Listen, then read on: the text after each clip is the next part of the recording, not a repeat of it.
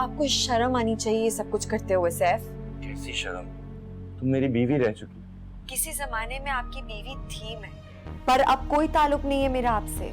ये बात समझ लेनी चाहिए आपको। सुन यारा सुन यारा।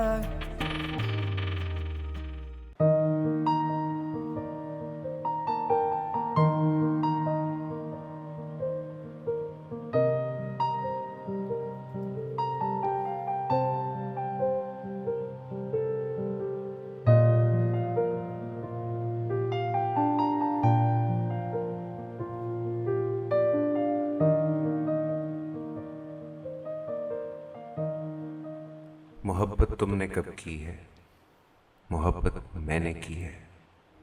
तुमने तो बस एक खामशी की ओट में रखकर कुछ अपने लम्स के मिसरे मेरे दिल में उतारे हैं। मोहब्बत तुमने कब की है?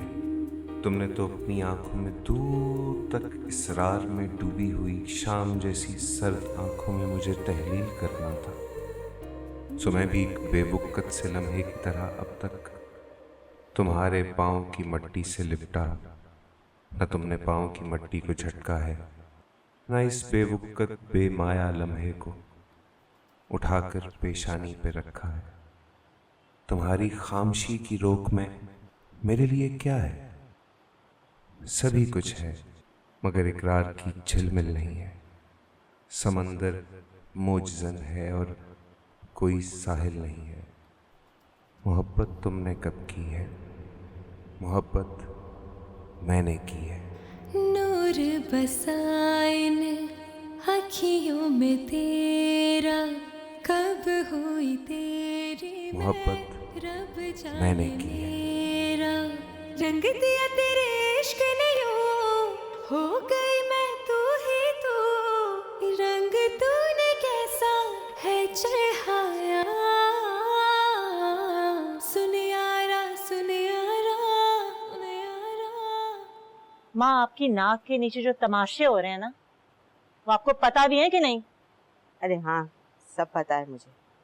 अब भी अकल के नाखून ना लिए ना तो सब कुछ तबाह हो जाएगा माँ। वो हारून आया था इतने गुस्से में मेरे पास। हारून आया था? क्यों? तानिया की शिकायत करने, और किस लिए? उसे सब पता चल गया है जो तानिया सैफी के साथ करती फिर रही है। वो सिर्फ आयान को सैफी से नहीं मिलवा रही है, लाला रुख से भी मुलाकातें करवा रही है उसकी। शर्म तो आती नहीं बगैरत को। अरे ये क्या कह रही है तू साइमा? अपने घर का तो सोचती नहीं है, मेरे घर का तो सोचे। और सुबुही का घर भी अलग बर्बाद हो जाएगा। आखिर लाला रुख का सैफी से क्या वास्ता है? क्यों क्यों नहीं है वास्ता? और आपको क्या जरूरत है मेरे मामलात में मुदाखलत करने की? देखो सैफी, 3 घर बर्बाद हो जाएंगे, सोच लो।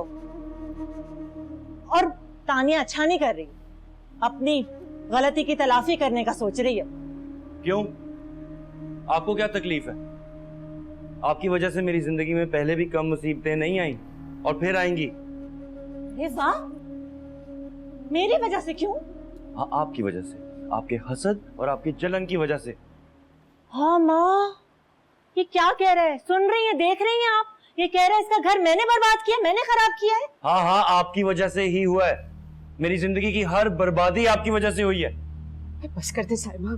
इसका घर मैंने बर्बाद किया या उस फितनी तानिया ने? तुम्हारी जिसको तुम एतमाद के काबिल समझ रहे हो ना, उसी ने तुम्हारा घर बर्बाद किया। वो तुम्हारी बर्बादी की जिम्मेदार है। उस रात वो तलाल के कमरे में खुद गई थी या तलाल उसके कमरे में आया था? वो तलाल की इश्क में गिरफ्तार हो गई थी ना, इस वजह से वो वहां गई थी और इस पस्ती में उतरी थी। वो तो मैंने उसकी इज्जत पे पर्दा रखा है और अब अपनी तलाफी करवाना चाहती है। आयान से और लाला रुख से मुलाकातें करवा रही है तुम्हारी, ताकि उसका कुफारा अदा हो जाए। जाओ जाके मालूम करो कि तलाल पे इतना बड़ा इल्जाम लगाने के बाद तुम्हारी जिंदगी बर्बाद करने में किस फितने का हाथ है? उस तानिया का। जाओ जाके पूछो उससे।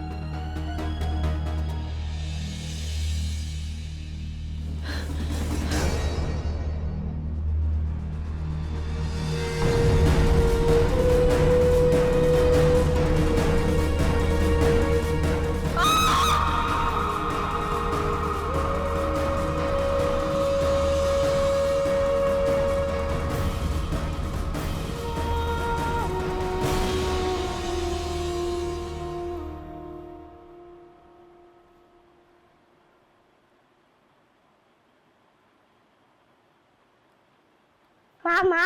हाँ मेरा बेटा आ गया वापस। कैसा दिन गुजरा आपका? बहुत अच्छा मामा अच्छा मेरा बेटा, इसने कुछ खाया है? जी। और नहीं नहीं मामा। अच्छा मुझे एक काम करो कि इसके लिए ना नगेट्स बना दो और फ्रेंच फ्राइज भी ना। वो खाओगे ना आप?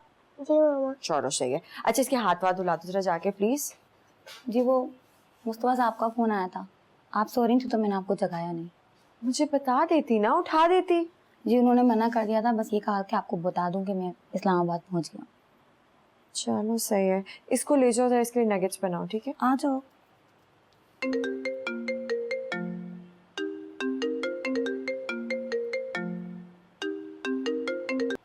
हेलो।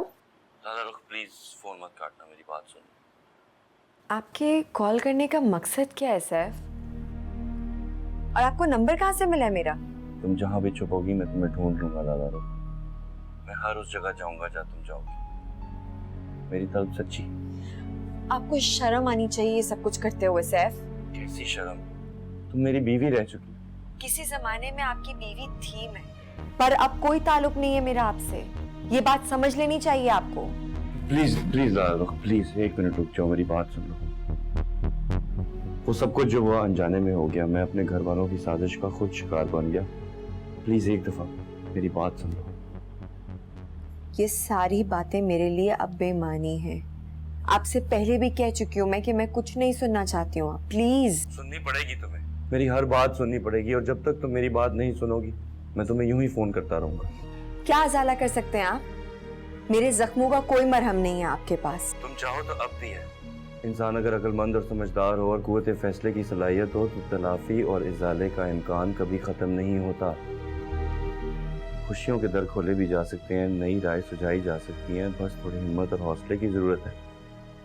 मुझे पता है तुम मुस्तफा के साथ खुश नहीं हो, कैसे हो सकती हो? तुमने मोहब्बत तो मुझसे की थी। बस एक और लफ्ज भी नहीं सुनना चाहती हूँ मैं। मुझे ना आपसे कभी मोहब्बत थी और अब तो इसका सवाल भी पैदा नहीं होता। ये बात अपने दिमाग में डाल लें आप। और आखिरी दफा बोल रही हूँ, मुझे आइंदा किसी भी तरीके से किसी भी जरिए से कांटेक्ट करने की कोशिश मत कीजिएगा।